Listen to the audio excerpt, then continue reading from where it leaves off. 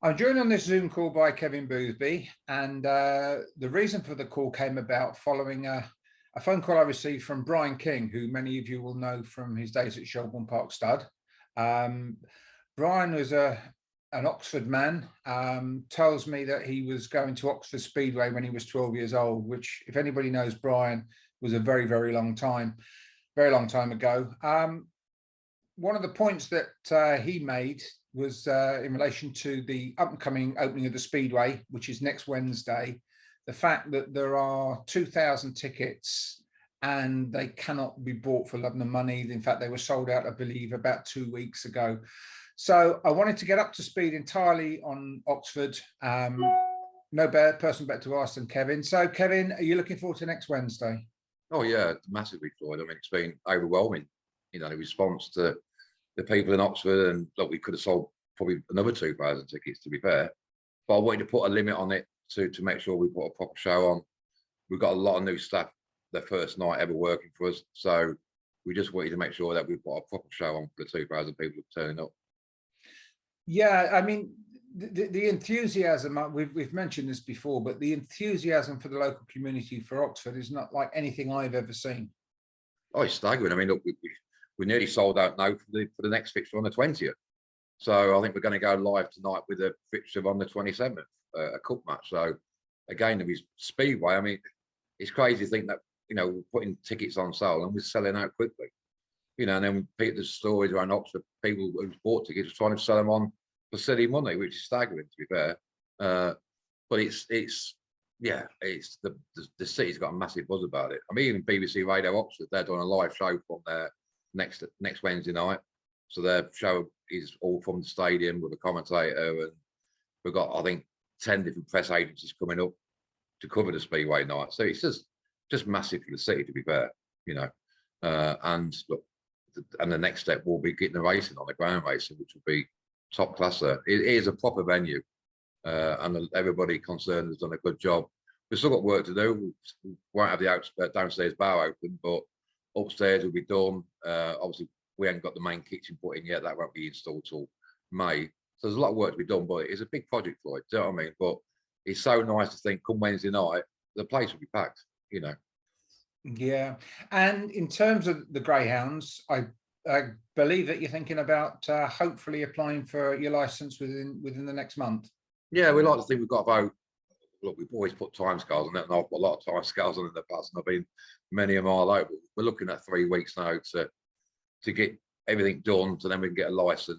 We want to be trialing in May, and we're looking at going the first Friday in June. That's our timelines, So yeah, it's very exciting for it. But like I say, the kennels been a big project for us. There's a lot of money being spent in the kennels to make a proper top-notch facility for the dogs. Yes, of course. And then I seem to remember when we spoke previously, you were talking about starting off with one greyhound meeting a week while the derby's on at Oxford. Would that be right? Yeah. I'm very keen that, and obviously learning lessons from last year with the English Derby. I know last year was different with COVID and short staff, but obviously we're taking on a lot of staff at Oxford. So we're going to run every Friday night through June. The 25th Derby final night, we're bringing 30 staff over from Oxford to Toaster to make sure all the bars are full. We've got plenty of waitresses, and then we put a proper show on at Toaster. And then obviously straight into July, we'll go Fridays and Saturdays. So that's the timeline. And obviously, we're keen to get a date for the pole mould sometime in July. That's you don't think you'd come no bigger than the pole mould, to be fair. No. Changing the subject completely. It's the first time I've spoken to you since the GBGB owners election, where you were done on the line by Ian Foster. Rather like Leeds United, can you take a beating? Hey, definitely. No, fair play to Ian. Look, Ian speaks very well. Good luck to Ian. And I think he'll do a great job. And look, and any support or advice I can give him, he can always pick the phone up and call me. So no, I think Ian's one of the good guys. He talks very well. And like I say, I listened to your Zoom call yesterday, and he's already put loads of hours of work into it. So no, fair play. Look, and I think he'd be the right man to do the job. So it's good. Right. Well, in that case, I want to be a little bit perverse. you didn't get on there. Some people objected to the principle of a promoter going there, including Ian himself, a promoter going on to represent owners. I think that's a moot point as to whether that was appropriate or not.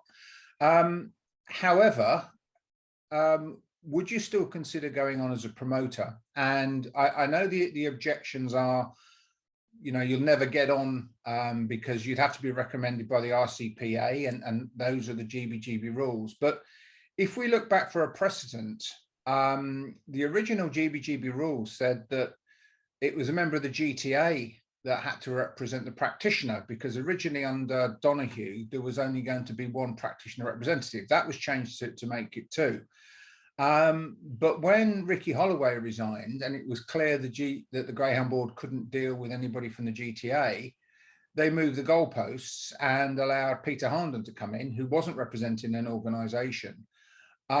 If you were able to join the board or be appointed to the board, would you take that role? Of course, I would, Floyd. I mean, look, I'm a greyhound man at heart. I want the best for the sport. So any input I can put into the sport and its value for the sport, of course I would. You know, if I can make a slight bit of difference, I'm all over it. You know, and I've got the passion and the drive behind it. So yeah, I definitely welcome getting on the board, but I wouldn't go through the channels which is needed now to get on the board, to be honest with you. Yeah, well, maybe that's a debate that the industry needs to have now. Yeah, look, I'm always open for things, and I'd love to work alongside people like Madeline Campbell and people like that, and Ian. Do you know what I mean? So, and like I say, we could all get our heads together and improve the sport and make the sport a better place to be in. Then surely that's the objective, whoever is on the board. So, but yeah, no, I'll be more than happy to get on that board, but it wouldn't be for the Promoter Association.